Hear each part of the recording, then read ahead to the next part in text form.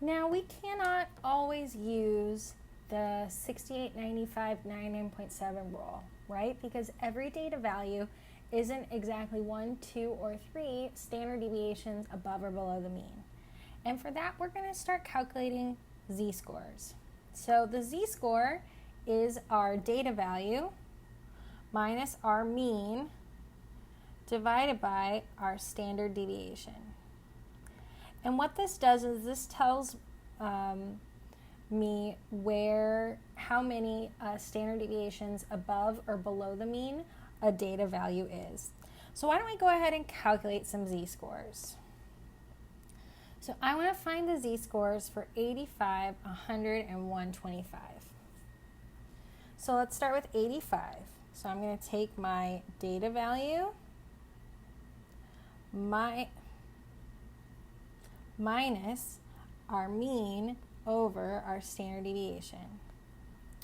So I have a data value of 85, a mean of 100, and a standard deviation of 15. That gives me negative 15 divided by 15, which is negative 1. So this z-score falls below the mean, right? Because it's negative. So it's going to be on the left. Now, what if I want to find the z-score for 100? I'm going to take 100 minus 100 divided by 15. That means 0 divided by 15, which is 0, right? And that makes sense, right? Because 100 is a mean. If the standard deviation, if the z-score tells us how far a data value is away from the mean, if you're at the mean, you aren't away from it at all. You're right there. So it falls right on the mean.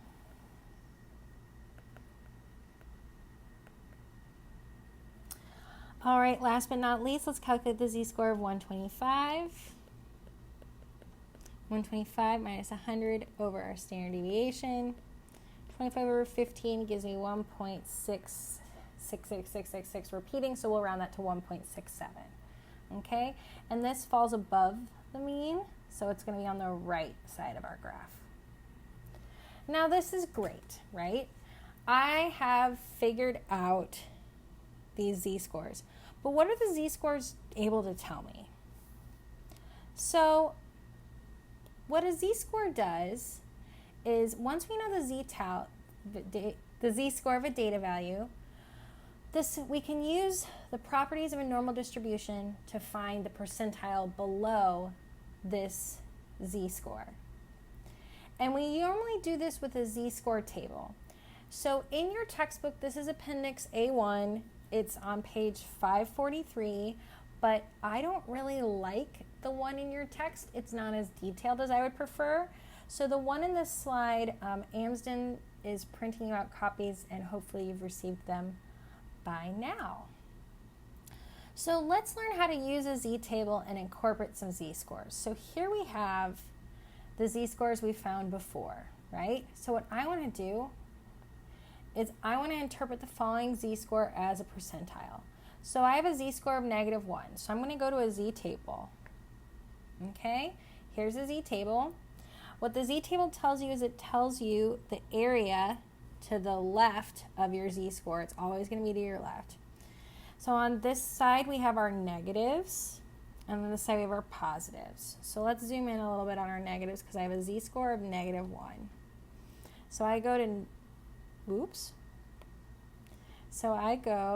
to, my z-score, I'm scrolling down, I see negative 1, and it's negative 1.00, right? I've got negative 1 on the dot.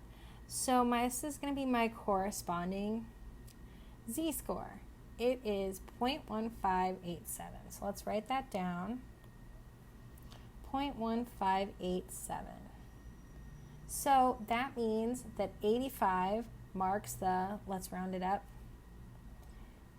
a score of 85 marks the 16th percentile. Wonderful. Now we have a z-score of 0, okay? That tells me my z-score is the mean. What is the mean? Well, it is halfway. So we already know that this is going to mark the 50th percentile, but let's take a look at the z-table. So if I have a score of 0, 0, you see right there I have a z-score of 0.50, right? It's exactly half. So my z-table value, right? So this was our z-score. This was our z-table value. So a score of 100 marks the 50th percentile. All right, let's take a look at this again. I have a IQ score of 125 and it has a z-score of 1.67. So let's change colors because it keeps things organized. So I'm going to go back to my z-table and I need to find 1.67. So I go to 1.6, which is here. And then I go to 0.07, right? It's 1.67, so where do these intersect? Oh, it's going to be right here. 0.9527, right? So that means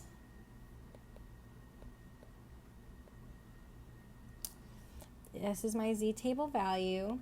So a score of 125 marks the 95th percentile, because we're going to round.